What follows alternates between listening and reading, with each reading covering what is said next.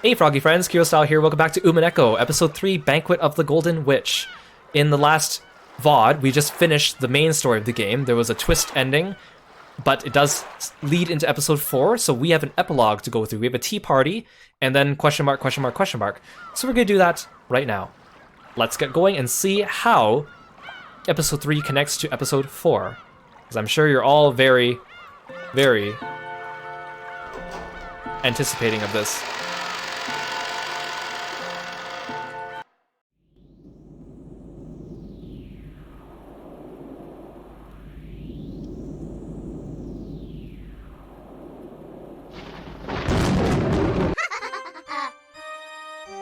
I never expected Lady Berncastell's piece to barge in at the very end.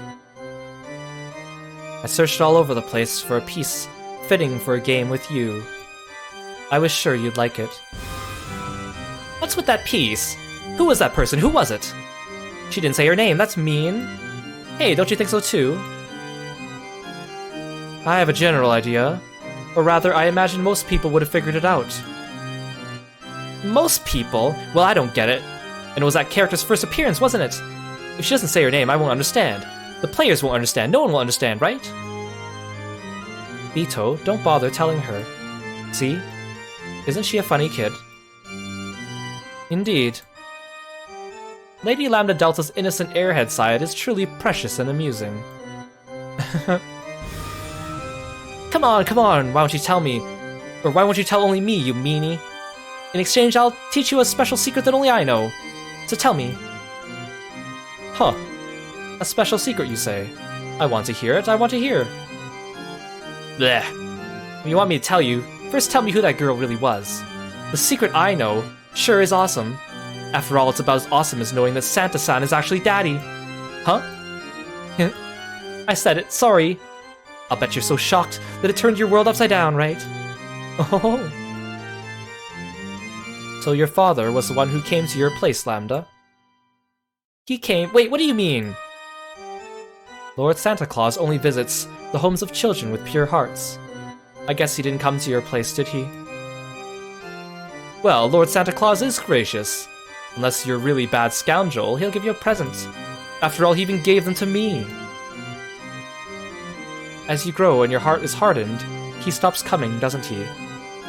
How old were you, Bito, when he stopped coming? Indeed, he kept coming until I was about 12. When my maiden's heart awoke, I quickly got somewhat embarrassed about Lord Santa coming. After I wrote thanks for everything, that's enough. So make sure you splurge on the last set of presents, he stopped coming. Oh, and I was looking forward to it too. How old were you when he stopped coming, Lady Berncastell? I was pretty wild. It happened fairly early. I think when I was about 9. Something about that beard really irritated me, so I waited in my futon with some sewing scissors ready, trying to cut it off. What a painful age. So as far back as Lady Lambda Delta can remember, Lord Santa Claus never came to see her, huh? He usually comes until the last year of elementary school, or during middle school. Maybe we should take her to a doctor. I hear that being too precocious can have negative side effects on the growth of mind and body. Yeah, you can definitely see some of those negative side effects. Hey, what are you people talking about? Blah! It truly is boisterous when 3 witches gather. If you're talking about a secret on that level, I doubt this will be worth listening to. Can I go now? I have to get ready for the next game. What? Hey, wait a sec! Tell me who that woman really was! Well then, tell me this special secret of yours first. If it's good enough, then I'll tell you. Ho ho ho! Okay, I'll tell you because it really is a special secret. Remember, in this game there was a girl who found the gold and became the new witch, right? Indeed. And just what kind of secret might that person have? I figured out who that girl really is. Does anyone know? There was a hint in the way she talked. Remember, that girl said it a lot, didn't she? If only you just blah. Right? Yes, that phrase is the key point. If only. Evenly? Yes. She was actually Ushumiya Eva. I think this is like a wordplay that you kind of lose in the English version. But yeah, the Ava Beatrice's catchphrase, "Why don't you just give up and die?" in Japanese it sounds kind of like saying Ava. What do you think? Are you shocked? Oh ho ho. Oh, I never noticed that. To think there would be a hint in a place like that. You're a real good sport, Bito. This kid tends to get full of herself, so try not to overdo it. See you, I'm leaving. Wait. It's not fair if you just listen to my secret and don't tell me yours. Tell me who she really was. Your secret was so amazing that mine just wouldn't match up. So in exchange, I'll teach you a special secret. I'll tell you the name of the culprit in this game called Higurashi no Naku Koro ni. Wah! Don't say it! I'm still playing it! See you, Bito. The black tea was delicious. However, the repertoire of jam on the crackers was lacking. Add some gochujang chili paste every once in a while. It goes great with Russian tea. Later. Oh, I see. I shall try it. I'll call for some after preparing the next game. Until then, feel free to polish up your strategy at your leisure. Yes, I'll do that. This last game was pretty interesting. Later. Hey, wait a sec, tell me...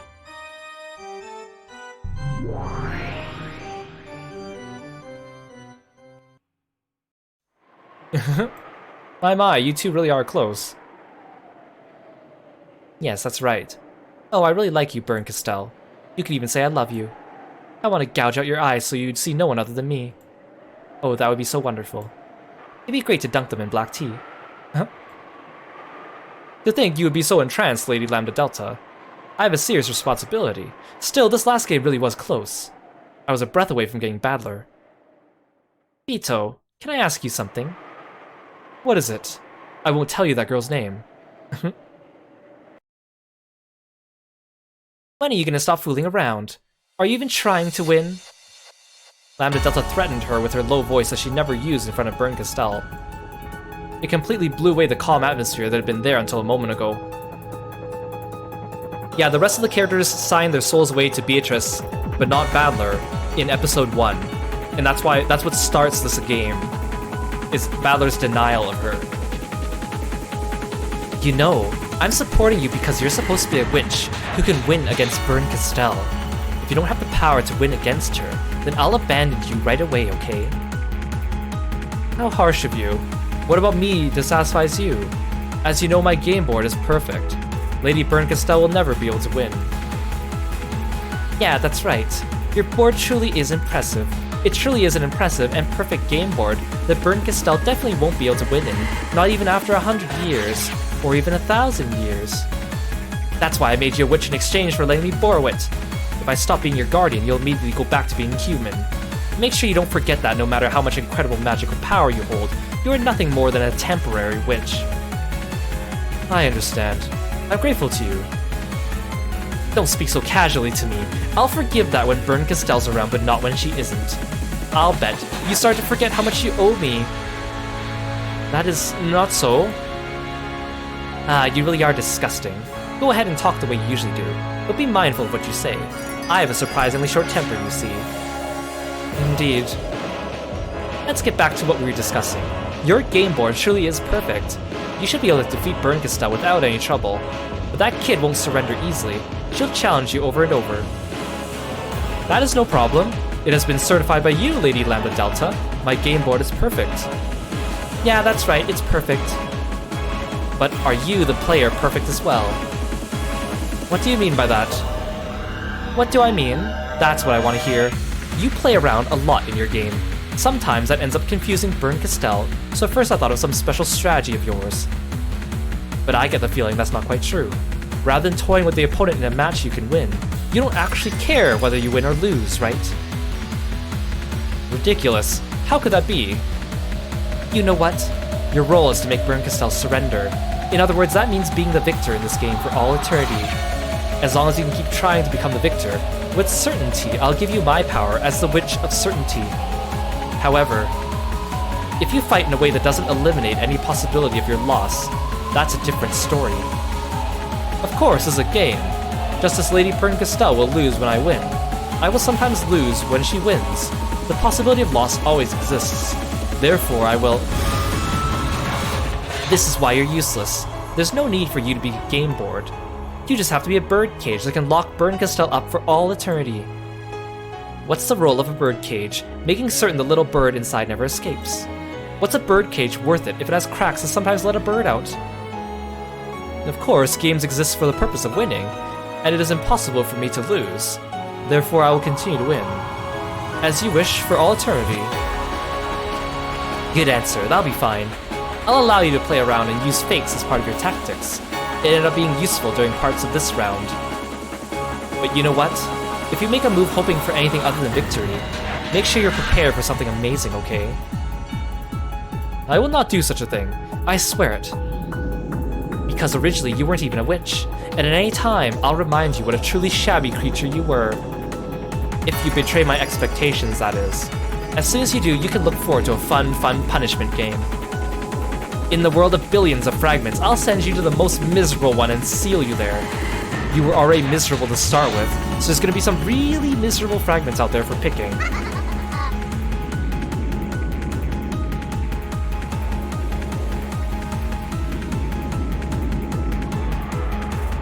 Oh, I love you, Bernkastel. Struggle in Beatrice's birdcage as much as you like, and over the course of 1,000 years, realize you can no longer escape.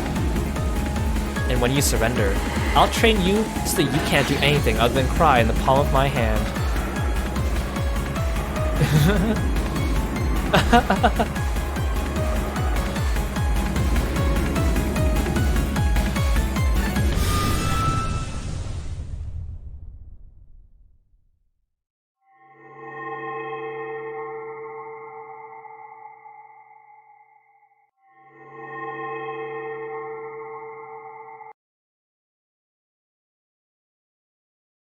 So was Ava Beatrice made from Beto as part of a game, or was she actually real? That's actually a really, really excellent question. And you know what? That's going to come up again. Who was Ava Beatrice? What role did she play in this? Where'd she come from? Was she just a fabrication of Beatrice's for this game to play the antagonist? Maybe not. Guess we'll have to find out. Hey, after the tea party, we have this. Question mark, question mark, question mark, question mark.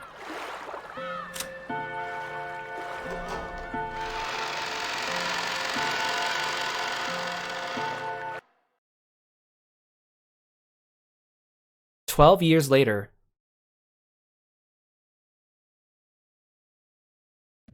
October 4th, 1998.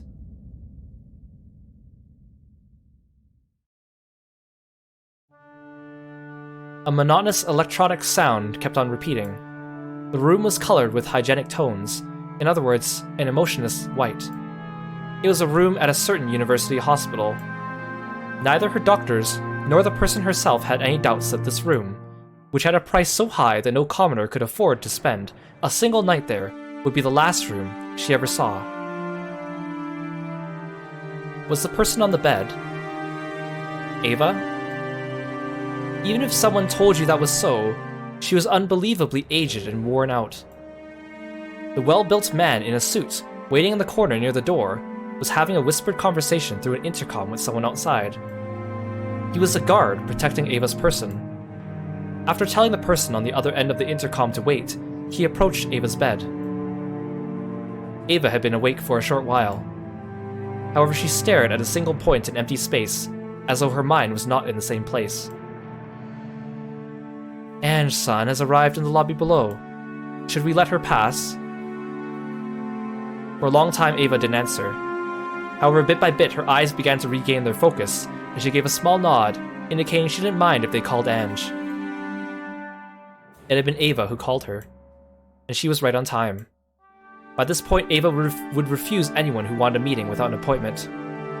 The room was dark, even though it was still light outside, because the curtains were always closed. There was always one guard waiting in the room, and 3 more waiting in the corridor and the lobby. They were all there to protect Ava's person.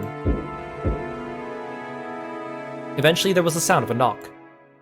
Also, there was a message from the intercom that the guest's body check had been completed with no problems. The door was unlocked and then opened, and a high school-aged girl was standing there. You're still upset you thought Virgilia was good the whole time?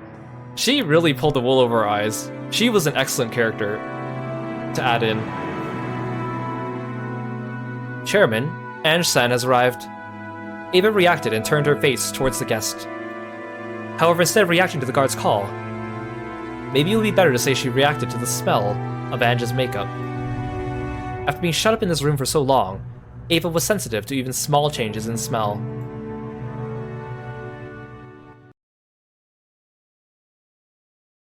So you came, Ange. I came. You did call me. On Ava's face, there was no trace of a person warmly welcoming their niece. And on Ange's face, you couldn't see the expression of one pleased to meet with their aunt. Ava waved her arm, which had grown as thin as a withered branch, and motioned for the guard to leave. The guard bowed silently and went into the hall. It's not only stuffy, but dark too. Can I open the curtains? Is your plan for that hitman you hired to shoot me through the window? I wish I could get hired to assassinate you. All I have to do is relax at home for a month, and the job would take care of itself. Their discussion was quite morbid for an aunt and a niece.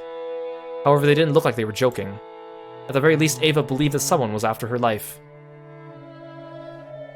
All of the Ushimiya family's massive fortune had come into the possession of Ushimiya Ava. It was said that this fortune also included the 10 tons of hidden gold that Ushimiya Kinzo was rumored to have hidden. While this vast wealth lay in Ava's cunning, sly, and suspicious hands, no one was able to complain. It was rumored that as soon as it was passed on to Ange, who was no more young than a young girl, certain people were plotting to snatch it away. By now, Ava and Ange were Kinzo's only descendants. If Ava died, all the wealth would go to Ange. And if Ange were then to be killed as well, that wealth would go to the family of Ange's mother, Kirie. In this sense, not only Ava, but Ange as well, were in a position where it wouldn't be odd at all for their life to be targeted by some unknown person. And Ava had hated Ange for a long time. This was because she knew that after losing her only precious son, George, the inheritor of her own wealth would be none other than the girl who had been absent at the family conference 12 years ago, and who had survived. Ava shunned Ange, disliked her, and even hated her. She isolated Ange in a special school and separated her from the youth and happiness normal people have, trying to keep her as a pet until death. However, Ava had succumbed to an incurable illness, and ironically, her remaining life was estimated to be the same as Kinzo's had been at the family conference 12 years ago. Both Ava and Ange hated each other. Even though they were each other's last blood relatives, they hated each other so much that they hoped the other would die quickly. And why did you go through all the trouble of calling for me? I don't have much time left. These quack doctors still can't detect any of the poison that's filling me up. I know. I'm sure it's some secret assassination drug used by those Soviet KGBs. Oh, I'm gonna be killed. I'm gonna be killed. Isn't that great? Very soon I will die, which will surely be quite a load off your back. Ava and Ange sounds kind of like Avenge. Maybe. That's an interesting take. What a pitiable person. This always happened. They immediately deviated from the main topic, distorting it into a more unsettling discussion. Ava, who had been absolutely paranoid, believed that someone was always after her life. And in actual fact, after inheriting the vast wealth of the Ushimiya family, she had used wild methods just like Kinzo had done in the past, repeatedly making money by any means necessary and creating many enemies along the way. With a massive supply of capital, she had plotted to aggressively buy businesses that were starting to have rapid growth, making them buy it back at a high price under the guise of reconciliation. Ironically, it was the same type of action that her husband's company had been hit with 12 years ago. She had repeated this constantly for 12 years. She had also earned a lot of hatred. If her husband had heard of this from beyond the grave, he might have defended her, saying that the loneliness from losing her family fueled her actions. However, of all the people who knew her now, none would defend her. For some time, Ava eloquently spoke of how her life was being targeted, listing off names of people who hated her, and sneering at the fact that she hadn't been killed. Even though Ange heard her own name included in that list, there was no particular change in her expression, as she waited indifferently for Ava to tire herself out. You see... I can't tell who's talking. You see, I really hate you. I'm honored. Same here. I built this future for George's sake. To think that it would be snatched away by you. To think it would be stolen away by Rudolph's daughter. I can't bear it. To think I would have my fortune stolen away without even leaving behind a child. That I cannot forgive. If only you just give all your fortune to charity. What about all those religious people you used to go so far out of your way to find? They all say the same thing. My excessive wealth has become a burden to me, and they always say something about how I need to give it up and cleanse myself. Then I thought of something. I stopped donating. For a time, Ava had searched for the founders of several strange and new religious cults, perhaps seeking peace in her heart, but they gave her heart no relief, and if anything, they ended up increasing her paranoia further. If you have too much money, why don't you start buying up thoroughbreds and make some corned beef? I've thought of something more interesting. I'm worried over it a lot. What can I do to make things horrible for you? I thought about killing you. I also thought about erasing all my wealth, leaving you penniless, and selling you off to a slave trader or something. Wouldn't that be wonderful? You'd have your arms and legs chopped off, and be forced to take customers until you died. Ah, that would be so wonderful. Is this fun for you? Oh, yes it is. It's fun to scare you, but very soon I will die. So I thought about how I might continue to cause you pain, even after my death. And then... It was surprisingly simple. I called you because I wanted to talk about it. I have midterms coming up. Keep it brief. I have decided. I will have you inherit all of my fortune. Oh? Not only that, but I decided that until the very day I die, I'll expand that fortune as much as I can, inflating it to massive proportions before having you inherit all of it. Can you even imagine what that would be like? I don't get it, because it's stupid. That's right, you don't get it, do you? Look forward to it. It really is fun being rich. Every day, yokai from across Japan come to play. From now on, your entire life will be followed by talk shows and weekly magazines. The media will criticize me no matter what I do or don't do. If I donate, they'll attack me for being bourgeoisie. And if I hesitate, I'll be abused as a miser. Oh, every day really is wonderful, you see. I decided it'd be great to let you have that kind of life when you're so young and have so much ahead of you. Doesn't that sound absolutely wonderful? Looks like the public's opinion of all you've done was spot on. Too true, yes, that is too true. Go ahead. Abuse me as much as you want. Soon you will face that same criticism. Japanese culture dictates that good people live in honorable poverty, while the wealthy should just die. No matter what you do or don't do, you will eventually be lifted up as a symbol of envy and hate across Japan. Yeah, think about all the frogs you could buy. And you're not thinking about this clearly. Think about all the frogs. I wonder how twisted your life will become after living that way. You have no allies. No one will listen to your worries. Abusing you will become a public sport. And no one can stop that. Oh, Ange. Oh, I'm really looking forward to it. I wonder how you will live your life and how you will end it. Enjoy to the fullest of a life being unable to trust anyone in the world, being unable to love anyone, being unable to talk with anyone. I'll be patiently waiting for you to take that story of hardship down with you into hell.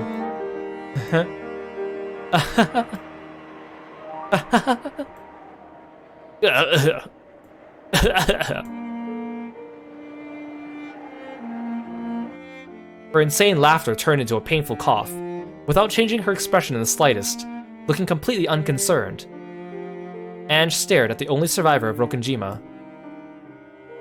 Perhaps because he found the violent coughing suspicious, the guard gave a short knock on the door and rushed in at the same time.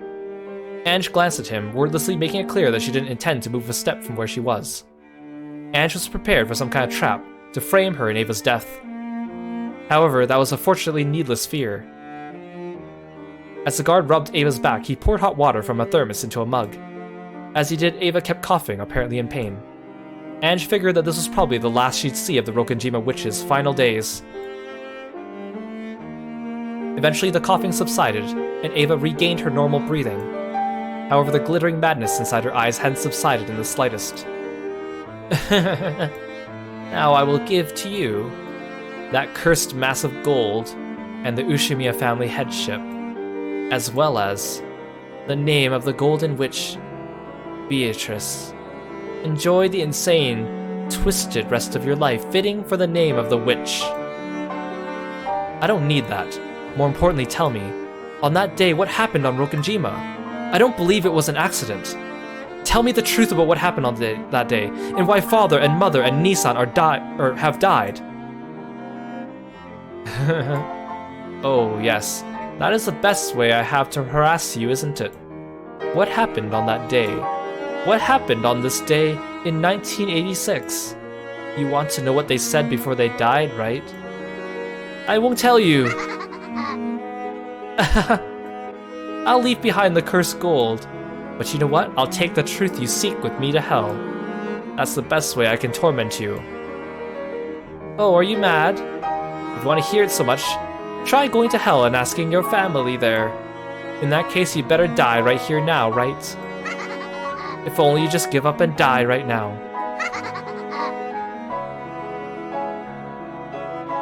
That laugh continued until she started coughing again. And that cough did not subside until she started moaning and going into convulsions.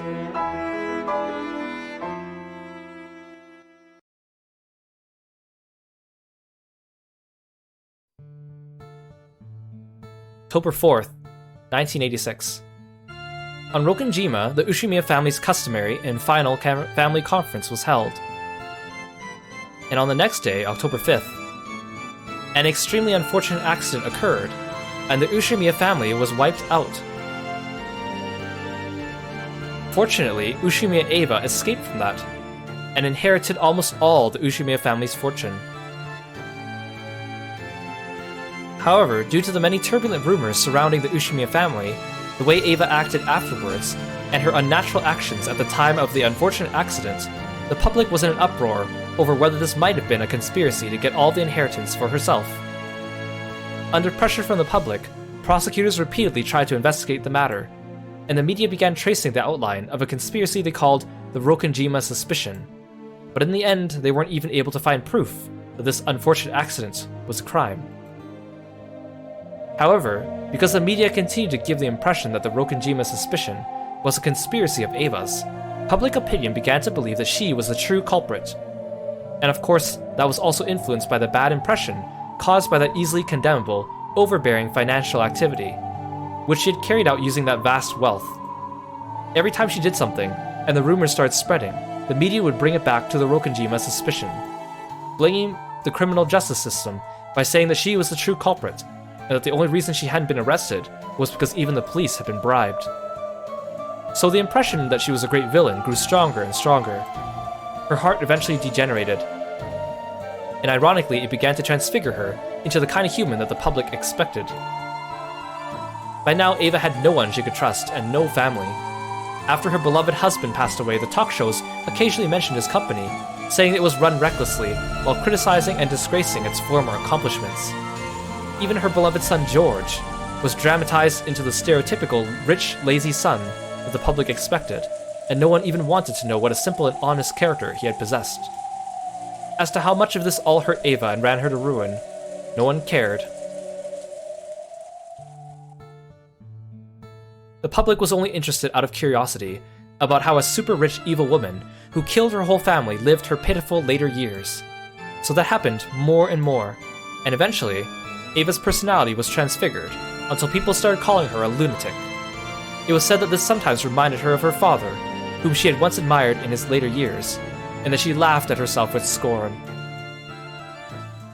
And on the day of that final family conference, before Ushimiya Rudolph's daughter, Ange, had been sick and had stayed with her mother's family, she had not participated. At the age of 6, she had lost her family and had gained Ava as her guardian. Since Ange had become Ava's only blood relative, Ava took very good care of her. She had imposing guards surrounding Ange's person at all times to prevent her from coming to harm. Ange had even had her right to play with friends to come home from school together and enjoy the seasons together stolen away. So that she can live a full and pleasant school life, Ava had sent Ange to an elegant boarding school that took care of her every need, completely isolating her from the world. She didn't even know the popular songs the girls her age might hum. She was never given a chance to enjoy window shopping with her friends or stuffing her mouth with crepes, much less an encounter with a member of the opposite sex to make her heart throb. Ange did not have a single friend. If anyone carelessly acted friendly with Ange, they would be scolded by the guards or else the teachers. All of them were strictly ordered not to let shabby humans approach the daughter of the esteemed Ushimiya family. During that time, the talk shows were always mentioning Ushimiya Ava, always spreading rumors about her countless financial misdeeds. Those who knew her daughter was naturally began to keep their distance. Even now, she was called a witch at school, and anytime something bad happened, even if there was no proof, it would be whispered as though it was absolute truth, that she had imposed her will on the school staff. The environment makes a person.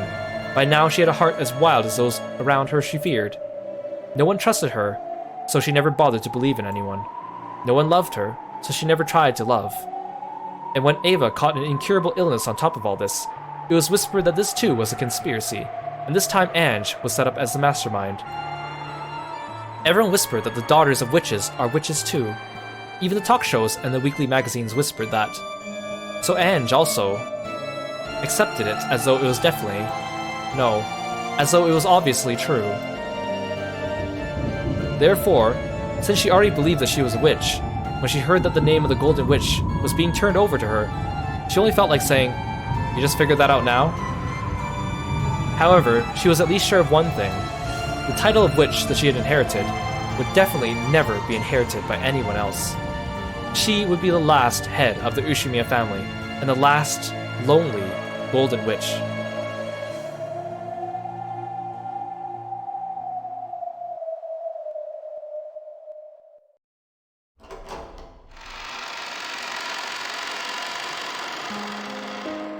Ange could be seen on the roof of a skyscraper. Compared to the winds of the world that had beaten down upon her until now, this strong, cold wind was warm and pleasant. Below her lay a beautiful nighttime scene, and a dazzling river of red and white lights. It was supposed to be clear out that night, so there really should have been countless stars stretching over the sky. However, the light from the ground was too bright, so you couldn't see them all. Ange couldn't help but think, what she truly sought must lie in that unseen starlight. The world of reality below her looked so far away from here. She could imagine that this place was the closest to the world she really should have been in. There was only one thing that Ange cursed. Why had she not been able to go to that family conference on that day 12 years ago? Even though if she had gone, it would probably have been possible for her to stay with her family forever. Lately, she'd been dreaming about her family over and over again. The person I was 12 years ago calls out frantically, urging them not to go to the family conference. But both Dad and Mom are too far away, and my hand won't reach them. Battler Nissan always loved me a lot. He always pat my head. But even though it looks like that hand's about to touch me, even it does not reach. For some reason I started having that dream over and over. Every time I had that same dream, I uselessly tried to stretch out my hand even more forcefully, over and over and over. Even if only Battler Nissan had lived, then perhaps we'd at least be able to support each other in my cold and lonely reality. But his hand never reaches me. Even if I climb to the roof of this tall building, I'm so far away from all of them. A mysterious girl appears in my dreams and urges me. She urges me to find the truth of what happened 12 years ago. If only I could learn everything that happened to Father and the rest of them on that day. Would they come back? At least one of them. There was no way that anyone would answer that question for her. I get it. In this world, I have no family or friends. So, let's go. Let's go home. to where my family is. From the start, Ange's figure had been on the outer side of the fence. The scenery below her eyes was distant, beautiful, and so fantastical that it actually didn't give rise to fear. If I look down, I'll surely be swallowed up by the world below. So I looked up, because I wanted to be taken to the world above, the world where my family was. Who cares about vast wealth? Who cares about cursed gold? Who cares about the gold in which Beatrice? What I really want, even a mountain of gold couldn't get me. What I need for that is to take a single step forward. Just that little bit of courage. At that moment, I definitely heard a voice. It was a voice I knew. A voice that had called out to me in my dreams for so long.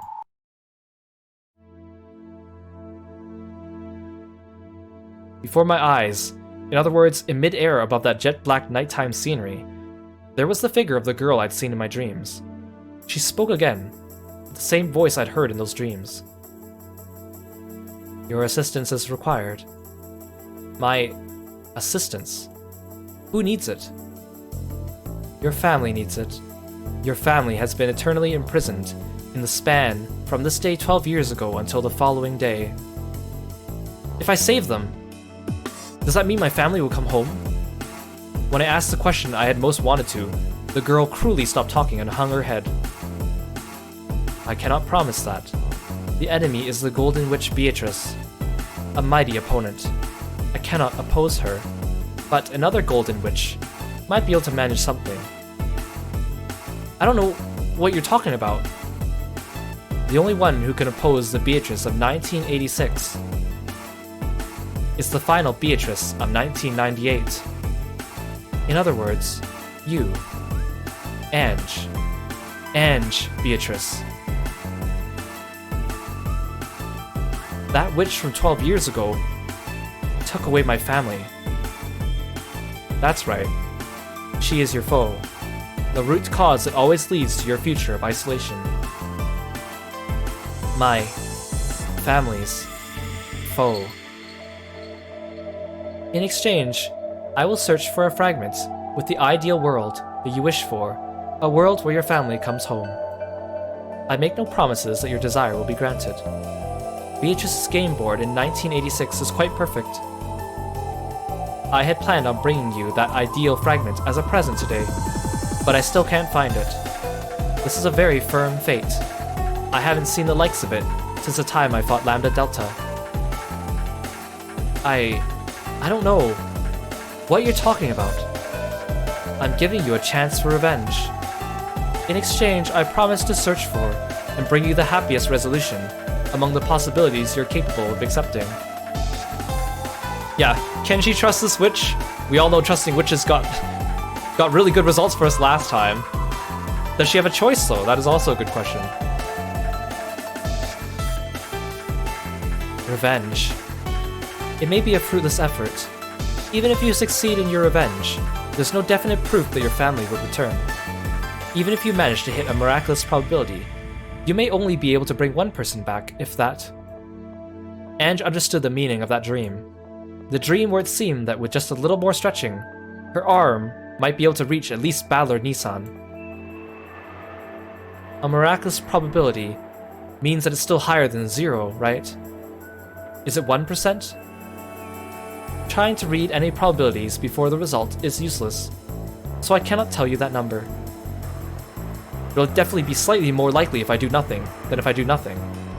Yes, as long as you do not throw that desire of yours away, but be prepared, it is extremely close to 0. Okay, I'll take you up on that offer. Are you sure? You probably won't be able to return here again. This isn't the world I'm supposed to be in. I'll find the world I am supposed to be in myself. Tell me your name. The Witch of Miracles, Berncastel. And by that name, I acknowledge you as the Golden Witch, Ange Beatrice. As of now, you are a true witch. The instant she proclaimed that I was a witch, I felt dizzy as though something inside me had changed drastically. At that time, I heard a clunk. It was the sound of the door that opened to the staircase to the roof. It was Aunt Ava's guards. They're only guards in name. Aren't they the cage that wraps the tightest around me, shutting me in? They saw that I was already on the other side of the fence and dashed forward, horrified. 20, we found the target. Requesting backup on the roof. Ange-san, we were looking for you. It's dangerous there, so quickly come this way. What's that? My fan club. I'm pretty popular. No point in getting caught. Let's go. Looking annoyed, Burn Castell turned on her heels. In the jet black sky, watching that perfectly casual gesture, I followed her as though it was completely normal. Ange-san, wait! Don't be hasty, look out! Ah, it's useless. It's all useless. Well then, see you again next time. Please send a limo to get me, because everyone else will be there too. See you. Ange-san!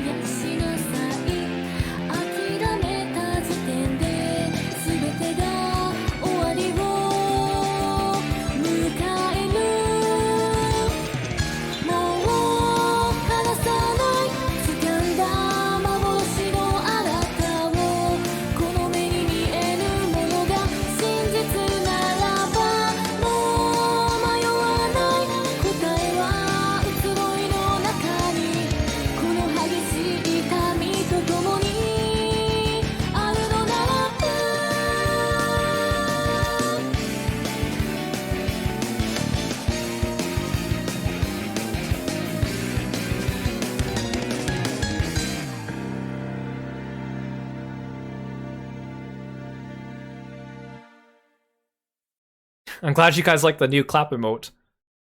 It's perfectly fitting, isn't it?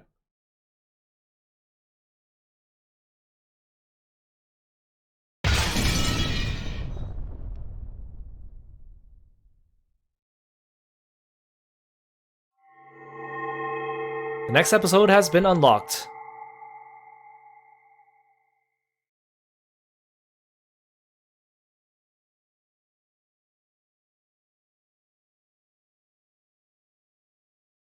Yeah, so basically, I guess to put it in layman's terms, in this particular timeline that we're following, the Rokenjima massacre happened, Ava was the sole survivor, we don't know what exactly happened, but Ava survived, and adopted Ange as her niece, because she's the only family she has left, and basically Ange grew up these 12 years very lonely, and now she's being given this chance by Burn Castell to go back to 1986 and solve the murder to break Badler out of the cycle of Beatrice's game, so that she can hopefully come to a timeline where she's reunited with him in the present time.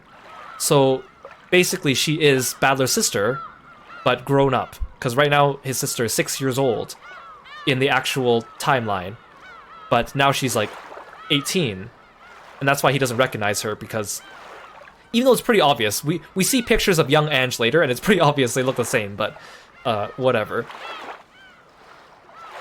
Like, if everyone could identify Primrose having grown up from being a kid, I'm sure they could all identify Ange, but whatever. I'll just assume it's some kind of weird magic or narrative discrepancy.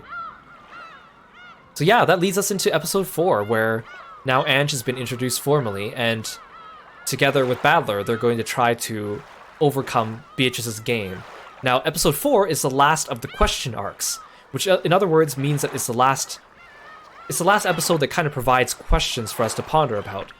Episode 5 and onwards is the answers arc, where they start to answer some of these mysteries.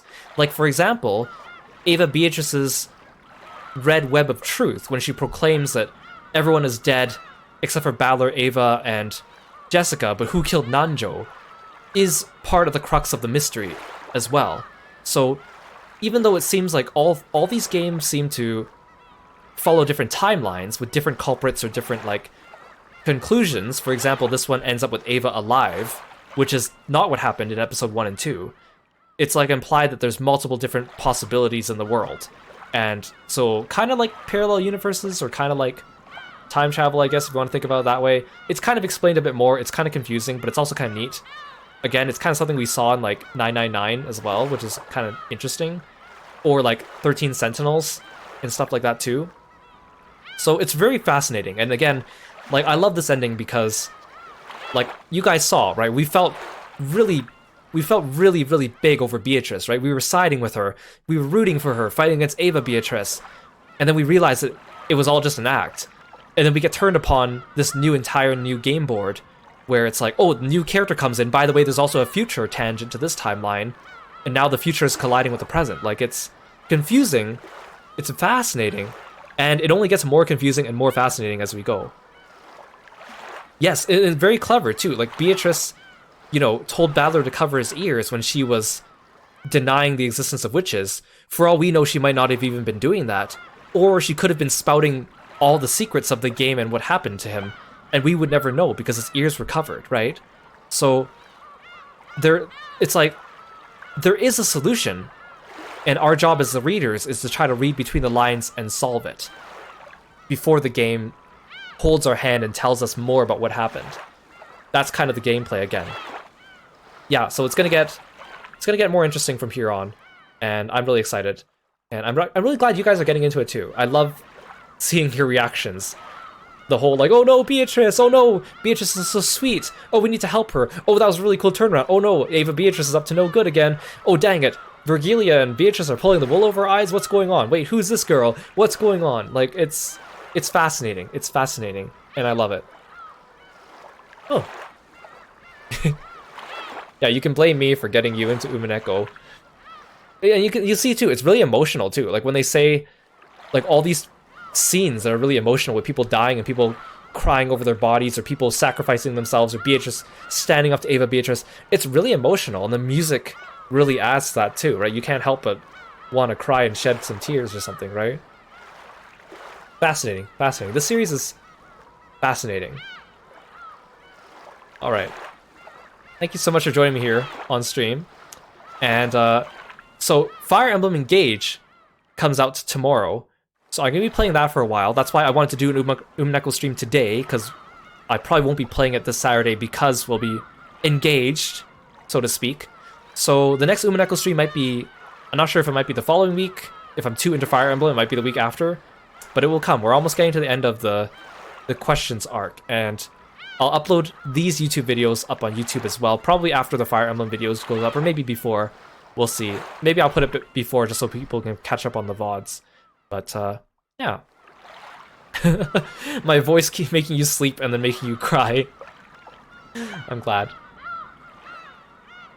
So let's have a look at Twitch and see who's streaming at this hour, or if anyone's streaming at this hour. Oh, Forte's streaming Fire Emblem Engage already. I got a physical copy, so I gotta actually go pick it up at the store. I don't want to go download it at midnight. So, in order to avoid spoilers, let's raid Remy. He's around. Okay, stick around for raid, and I'll see you guys next time. Thank you so much for joining in, and take care. And don't trust witches. That's what we learned today. Don't trust witches. Bye-bye.